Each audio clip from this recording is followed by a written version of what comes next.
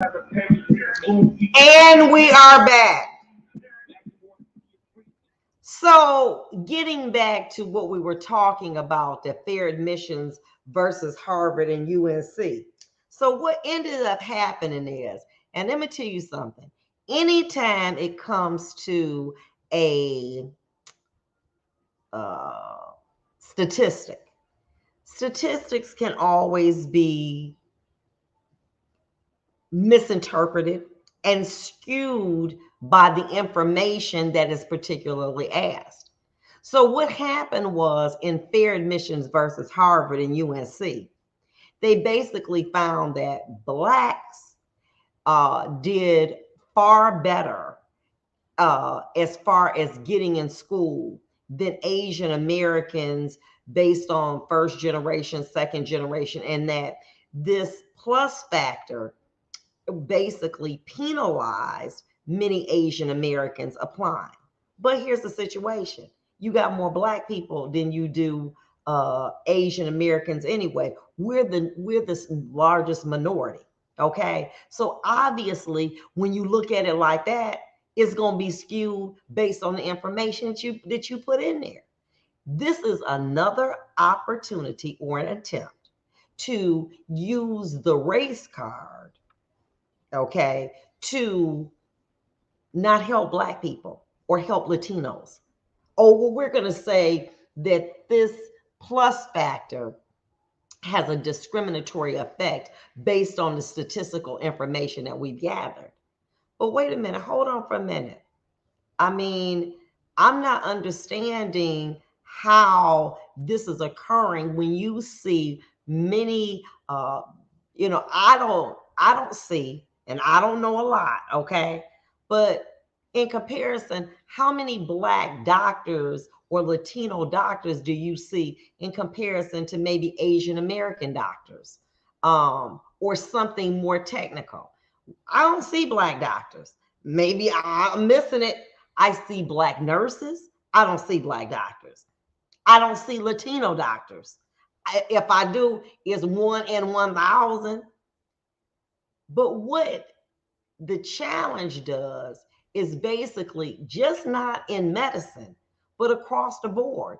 And I feel that what they're doing is that they're choosing a population to use it against Blacks and Latinos. Listen, I say this: let it all be considered. We'll consider you too, Asian American. We'll consider Latino. We'll consider Black. We'll consider Native American. But don't try to penalize a group of people by playing one group of people against another. So basically, they're saying that this law discriminates against Asian Americans. No, it doesn't. Let's just rewrite the law.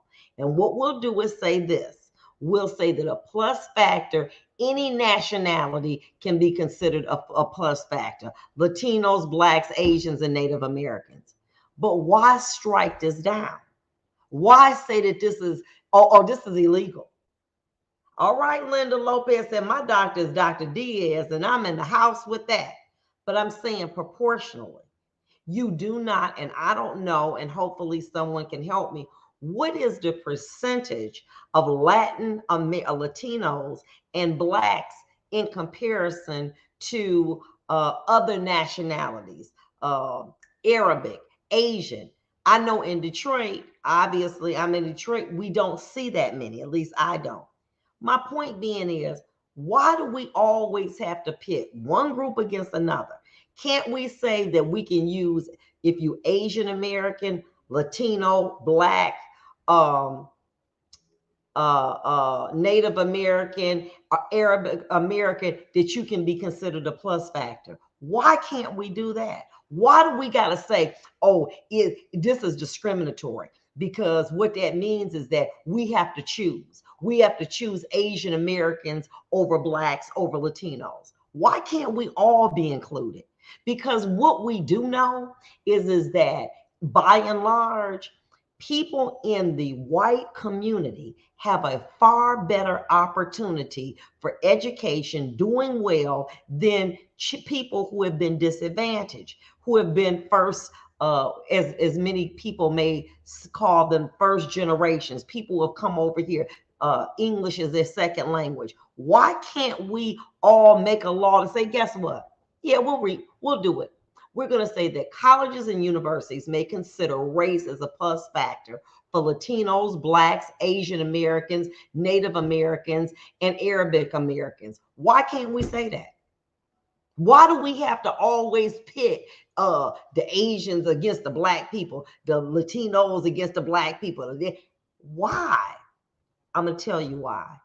Because the majority wants to believe that it should be an issue of exclusion instead of inclusion.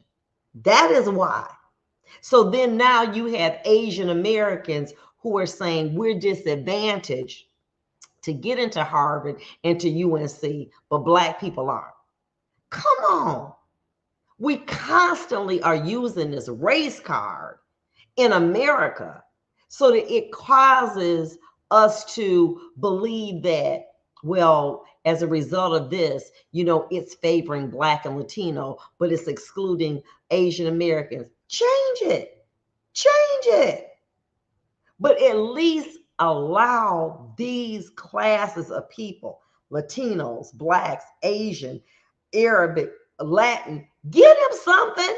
Give us some points. When you have a test that does not test in abstract terms, but tests very abstract, but they're not concrete. Well, it's 2 + 2, that's 4. If we were able to do that culturally, what country is the Eiffel Tower in? Many people don't know. Okay? What I'm saying to you, we need to be able, and many of it, you have students who've been there. I never even been there, and I'm a grown woman.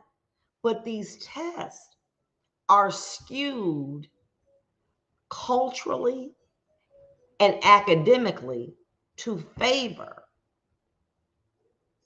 the masses, which are white America, because of the experiences that they had, the testing. I didn't even know about a prep course. I didn't even know you. I just said, well, I don't want to go to gym, so I'm going to go and take the SAT, and failed miserably. Failed miserably. Well, anyway, that's going to be before the Supreme Court on August 31st. Now, wait a minute. What about this? Does the Voting Rights Act call for fair and equal representation for Blacks and Latinos when sometimes when requiring states to draw election districts likely to vote for Black or Latinos? Lawyers from Alabama call this a form of racial segregation and urges courts to use racial neutral rules that free states from this duty of fair representation for racial minorities. Here we go again. Is it wrong that we should have Black representation in all phases of government? Is that wrong? Is it wrong that we should have Black people representing our interests in the Congress, in the Senate? Oh, yeah. No. No. We don't want that. In Michigan, there was a group that got it on that were able to have an election that basically said that there was a group that would determine the drawing of the districts. As a result, we lost Black representation. Is that wrong? Because what we want to do is use the word exclusion, that this is discriminatory. When we're saying we need to be able to be assured that we have Latino and Black representation, there's something wrong with that. Anytime there is a law or a policy that somehow favors Blacks or Latinos, oh, it's wrong. Oh, it's wrong. That's wrong. But We see blacks and Latino largest population in prison. Oh, that's okay. That's okay now. But when you talk about elected officials and going to higher education, But no one is doing anything or saying anything about why do we have a large population of blacks and Latinos in prison? Why aren't we addressing that? Shouldn't that be a concern? But when we talk about higher education, when we talk about being elected, oh, we got a problem with that. Rose Montoya. As a medical professional, I have a diversified, comprehensive group of attending physicians and specialists. I don't choose by nationality. I select depending on track record and expertise. Absolutely. But what I'm saying to you is this. Inevitably, there is going to be inherent biases against certain groups of people. I would love to be able to say that all children just come home and all they have to do is their schoolwork. I remember when I was a judge being on the bench, and I said, well, why can't you go to school? Why aren't you going to school? They're like, after I leave school, I gotta work. I got to take care of my little brother and sister. And sometimes I just don't have time to do my homework. We don't live in a Leave It to Beaver type of city and state anymore, where mom and dad work. When children come home, mom's cooked a wonderful dinner, and mom says, go out to play, come back in, and we're going to have your homework to do. All children's experiences are not equal.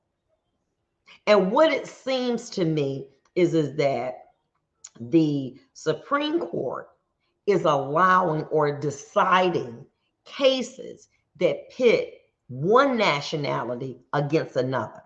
And I don't like that because we all need help. We'll be back. What's your comment?